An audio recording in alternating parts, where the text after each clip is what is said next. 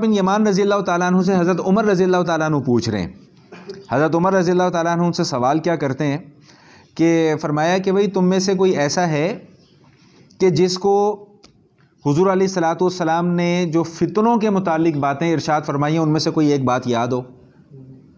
تو حذیفہ بن یمان رضی اللہ تعالیٰ عنہ نے عرض کیا کہ حضرت مجھے من وعن وہ باتیں یاد ہیں، جس طرح حضور نے بیان فرمائی تھی مجھے بالکل اسی طرح یہ باتیں یاد ہیں.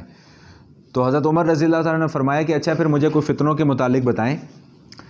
تو حذیفہ بن یمان رضی اللہ تعالیٰ نے فرمایا کہ جو آدمی کو جو فتنہ ہوتا ہے یعنی اس کی جو آزمائش ہوتی ہے اس کے مال میں، اس کی اولاد میں، یہ فتنہ اور یہ آزمائش اس کی نماز، روزے اور امر بالمعروف اور نہی عن المنکر جیسے کام کرنے کی وجہ سے وہ فتنہ اور آزمائش دور ہو جاتی ہے. تو حضرت عمر رضی اللہ تعالیٰ نے فرمایا کہ میں اس انفرادی فتنے کی بات نہیں کر رہا، یہ تو انفرادی فتنہ ہے نا، انفرادی آزمائش ہے.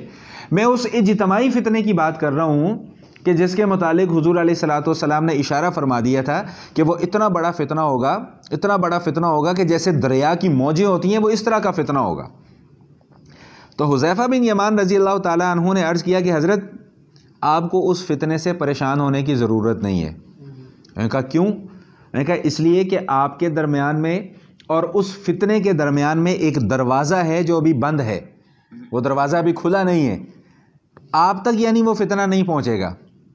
اب حضرت عمر تھے رضی اللہ تعالیٰ عنہ، انہوں نے پوچھا کہ اچھا مجھے یہ بتلاؤ کہ وہ دروازہ کھولا جائے گا یا دروازہ توڑا جائے گا؟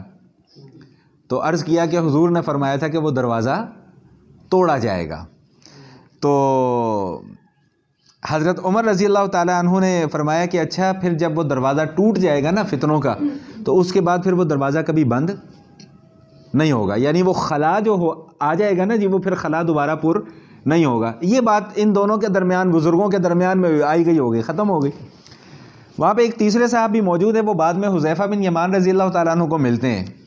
تو حذیفہ بن یمان رضی اللہ تعالیٰ عنہ سے انہوں نے پوچھا کہ یہ جس دروازے کے متعلق حضرت عمر بات کر رہے تھے کیا حضرت عمر اس دروازے کو جانتے ہیں؟ فرمایا کہ حضرت عمر رضی اللہ تعالیٰ عنہ اس دروازے کو اتنے اچھے طریقے سے جانتے ہیں جس طرح تم دن اور رات کو پہچانتے ہو. میں نے کہا اچھا وہ دروازہ ہے کون؟ فرمایا کہ وہ خود حضرت عمر ہے. یعنی جب تک حضرت عمر رضی اللہ تعالیٰ عنہ کی شخصیت اس دنیا میں موجود رہی، اللہ تعالیٰ نے ایسی برکت ان کی زندگی کے اندر رکھی ہوئی تھی کہ ان کے زمانے کے اندر کسی فتنے کو سر اٹھانے کی جرت نہیں ہوئی. اور جیسے ہی ان کی شہادت ہوئی، جیسا کہ عرض کیا کہ بھئی وہ دروازہ توڑ دیا جائے گا، تو وہ دروازہ توڑ دینے سے مراد حضرت عمر رضی اللہ تعالیٰ عنہ کی شہادت تھی کہ جیسے ہی ان کی شہادت ہوئی تو فتنوں کے ایسے دروازے کھلے کہ وہ اب قیامت تک وہ دروازے فتنوں کے دوبارہ بند نہیں ہوں گے. حضرت نبی علیہ الصلوۃ والسلام ایک مرتبہ احد پہاڑ پہ تشریف لے گئے. تو احد پہاڑ پہ جب حضور تشریف لے گئے تو ان کے ساتھ ابو بکر صدیق تھے رضی اللہ تعالیٰ عنہ، حضرت عمر تھے رضی اللہ تعالیٰ عنہ اور حضرت عثمان تھے رضی اللہ تعالیٰ عنہ. تو احد پہاڑ کو ذرا جوش آیا کہ آج اتنی بڑی بڑی ہستیاں مجھ پر جلوہ فرما ہوئی ہیں. تو احد پہاڑ جو ہے نا جی وہ جھومنے لگا، ہلنے لگا.